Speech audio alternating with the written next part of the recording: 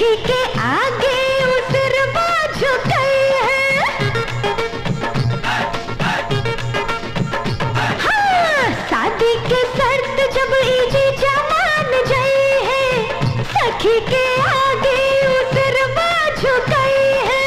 सान नहीं जिंदगी भर उनसे दिखाई है, तब सखी जयमाला उनके पिन्हई है, तब सखी जयमाला उनके पिन्हई है।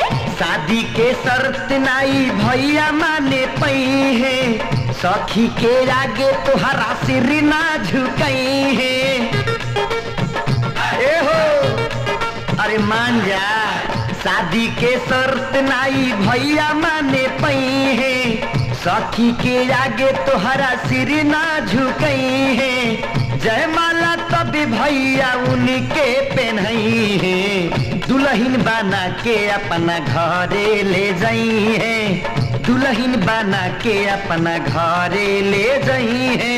हमसे जीत जाइबा तो दुल्हन ले जाइबा। अच्छा तो फरिया लो। बोला तारे बात सब तोला, अरे बोला तारे बात सब तोला, सखिया तोर दे पर बकलोला, हो सखिया तोर दे पर बकलोला।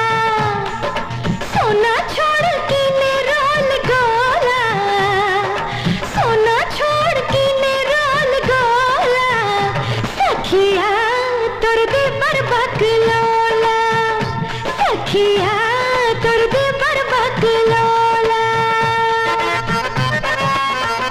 चला दा जवाब हमार।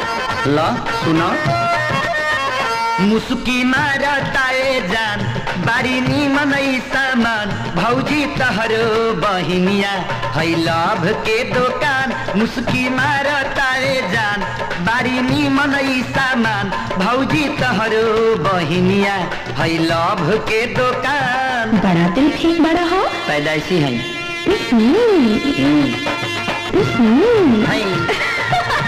तमाशा। हाँ दुल्हना पैबा आज का छिला पियाज, दुल्हना पैबा आज का छिला पियाज। इस सखिया के देवर तो के फील हो जाई, ऐसा हालत होई तो हर पैंट गील हो जाई, ऐसा हालत होई तो हर पैंट गील हो जाई। हाँ आखिर हार गईला ना। जान तरह के पावे खाती हर गई।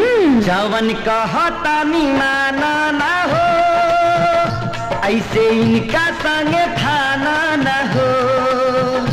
जवन कहता माना ना हो, ऐसे इनका संगे थाना ना हो। तू शरम के ताला भौजी, आव जयमाला डाला भौजी। जवन कह